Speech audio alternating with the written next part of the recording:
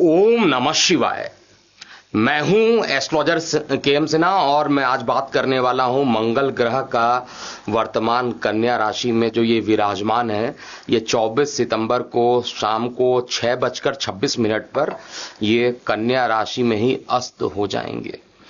तो अगर कोई ग्रह अस्त हो जाता है तो उसका क्या प्रभाव होता है, और वैसे भी मंगल देवता के बारे में अगर आप जानना चाहते हैं तो मंगल देवता साहस और पराक्रम के कारक माने जाते हैं। मंगल देवता साक्षात भाई का प्रतिनिधित्व करते हैं, आपके अंदर का कॉन्फिडेंस बताते हैं, और मंगल देवता अगर बलवान हो तो आदमी को बहुत ही अच्छे परिणाम देते हैं। अगर मंगल देवता आपकी कुंडली में वीक है तो चोट चपेट लगने की घटना, फोड़े फुंसियों का बढ़ना, ये सामान्य बातें होती हैं। काल पुरुष की कुंडली में कहा जाए तो लगन यानी प्रथम भाव, आपके मस्तिष्क का जो पार्ट होता है उस पर मंगल देवता का साक्षात प्रभाव पड़ता है। तो आइए हम आज के वीडियो में समझते हैं कि ये जो अस्त होने वाले हैं कन्या राशि में, इसका प्रत्येक लग्न पर क्या प्रभाव होगा, और साथ में इसकी रेमेडी को भी देखते हैं। तुला लग्न वाले जातकों पर यह कैसा प्रभाव होगा। देखिए, मंगल जो है द्वितीय और सप्तम भाव के स्वामी होते हैं। आपकी कुंडली में द्वादश भाव में जाकर अस्त हो रहे हैं, और इस अस्त होने के कारण, क्योंकि आपका मारक ग्रह द्वादश में जाकर अस्त हो रहा है, कार्यस्थल पर जो वरिष्ठ लोग हैं उनके साथ किसी ना किसी प्रकार की परेशानियों का सामना आपको करना पड़ सकता है। नौकरी में किसी प्रकार के ट्रांसफर के योग बन रहे हैं, और साथ में अगर आप पार्टनरशिप में किसी प्रकार का व्यापार कर रहे हैं तो पार्टनर की वजह से उसको बंद करने की नौबत भी इस दौरान उत्पन्न हो सकती है। आर्थिक स्थिति में कहा जाए तो धन की थोड़ी सी कमी रहेगी, फाइनेंसेस में प्रॉब्लम भी रहेगी, पैसे की बचत में आप सक्षम नहीं रहेंगे। इस दौरान कुछ ना कुछ खर्च अकस्मात आता रहेगा और पैसे नहीं बचेंगे। जीवन साथी के साथ बेवजह की बहस मतलब आपके साथ हो सकती है, और इस प्रकार के बेवजह के बहस से आपको बचना चाहिए। भावनाओं यानी इमोशंस को आपको नियंत्रित करके संबंधों को सुधार करने का निश्चित रूप से प्रयास करना चाहिए। आपको स्वास्थ्य पर भी विशेष ध्यान देने की आवश्यकता पड़ेगी। और इस क्योंकि मंगल देवता एनर्जी के कारक होते हैं, तो थोड़ा सर दर्द होना, माइग्रेन की समस्या होना, ये सामान्य परेशानियों का सामना भी करना पड़ सकता है। उपाय क्या करना पड़ेगा? एक तो प्रत्येक शनिवार को पीपल के पेड़ के नीचे अगर आप दीपक जलाते हैं तो इससे आपको लाभ की प्राप्ति होने वाली है। अब हम वृश्चिक लग्न की बात करते हैं।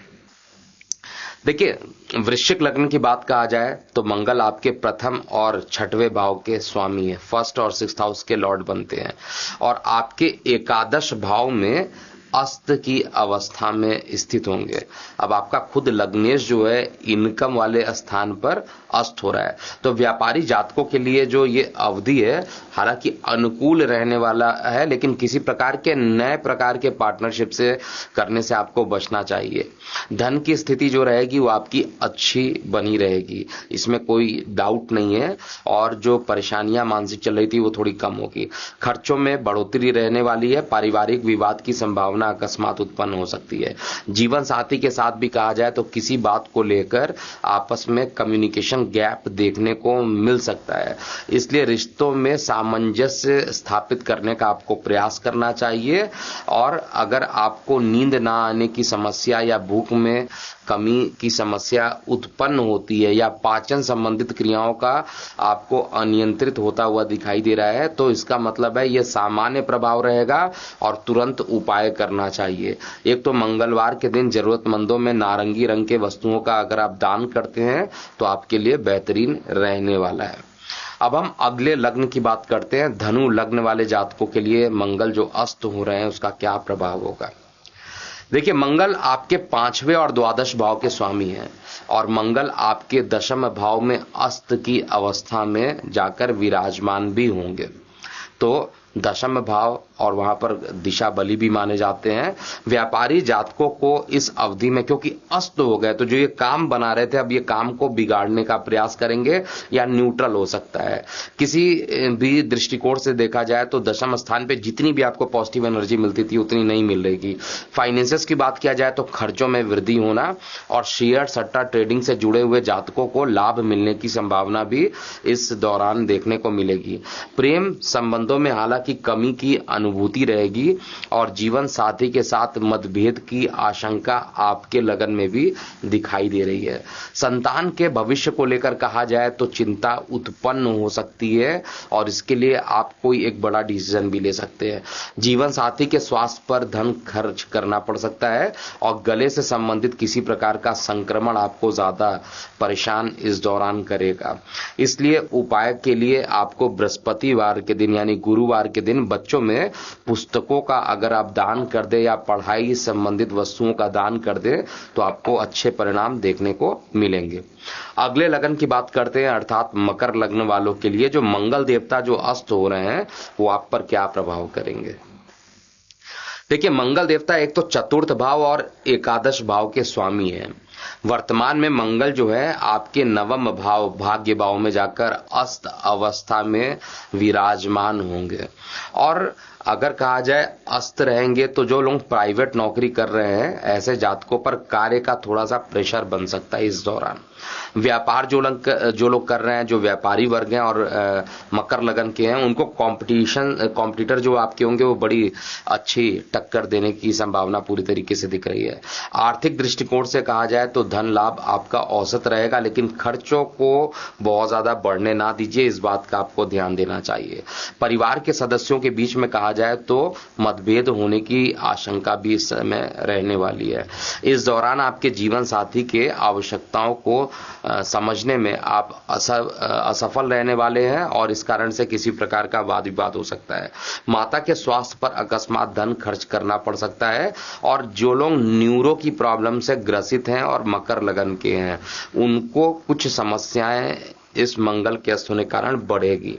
उपाय के लिए प्रतिदिन आपको ऋण मोचन मंगल स्रोत का आपको पाठ करना चाहिए जिससे कि परेशानियां कम हो जाए। अब हम अंतिम दो लग्न की बात करते हैं, यानी सबसे पहले बात करेंगे कुंभ लग्न के लिए। देखिए, कुंभ लग्न वाले जातकों के लिए मंगल को 3rd हाउस और 10th हाउस का डिपार्टमेंट दिया गया है। अस्त अवस्था में ये अष्टम भाव में विराजमान रहेंगे और कहा जाए इस दौरान आपको बहुत ज्यादा अच्छे परिणाम नहीं मिलने वाले हैं।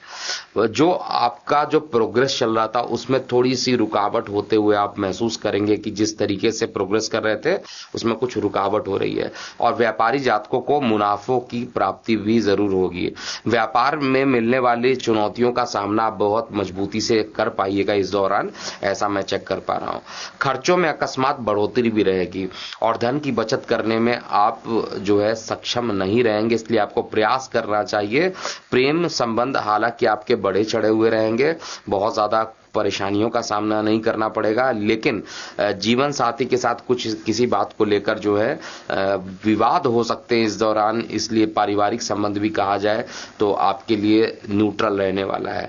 आंखों में जलन की समस्या उत्पन्न होगी, मंगल द्वितीय भाव को देखेंगे, ऐसे में डॉक्टर से आपको परामर्श लेकर इलाज करवाना चाहिए। और ये जो अस्त रहेंगे बहुत ज्यादा दिनों के लिए अस्त नहीं, इसलिए बहुत ज्यादा परेशानी नहीं होगी। आपको प्रतिदिन शिव जी को जल अगर आप अर्पित करते हैं तो आपके लिए काफी अच्छा रहेगा। अब हम अंतिम लग्न की बात करते हैं, अर्थात मीन लग्न वाले जातकों के लिए मंगल जो अस्त हो रहे हैं इसका क्या प्रभाव होगा।